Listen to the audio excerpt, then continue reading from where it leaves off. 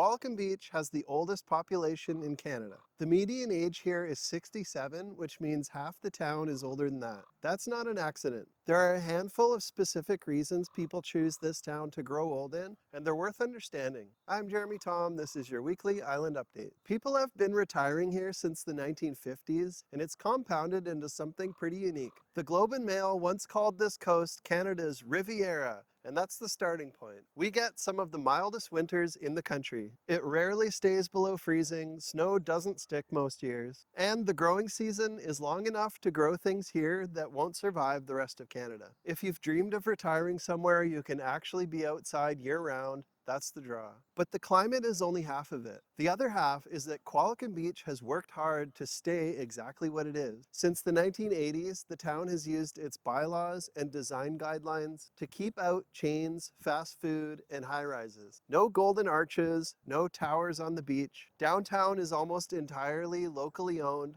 walkable and quiet, and that village feel is what people fall for. Then there's the lifestyle. 3 golf courses inside town limits, lawn bowling, pickleball, walking trails, some of the best beaches on the island, and it's genuinely one of the safest communities in the country. It's an easy place to stay active and an easy place to make friends, which matters when you're moving somewhere new later in life. For housing, all of this shapes what's available. Qualicum leans towards single-level, single-family homes, the kind that work well as you age, which is exactly why retirees gravitate here. If you want condos and a slightly busier pace, Parksville next door tends to fit that, and it skews a little younger. One honest note, there is no major hospital in town. We do have a hospital on Alberni Highway, but it doesn't offer all of the services that the Nanaimo one does. So for serious care, you're about 40 minutes away from Nanaimo Hospital. For a lot of people, that trade-off is well worth it, but it's worth knowing going in. So is Qualicum Beach the retirement capital of Canada? By the numbers, it's a very strong case. I'm Jeremy Tom, your local island realtor with Royal LePage Island Living.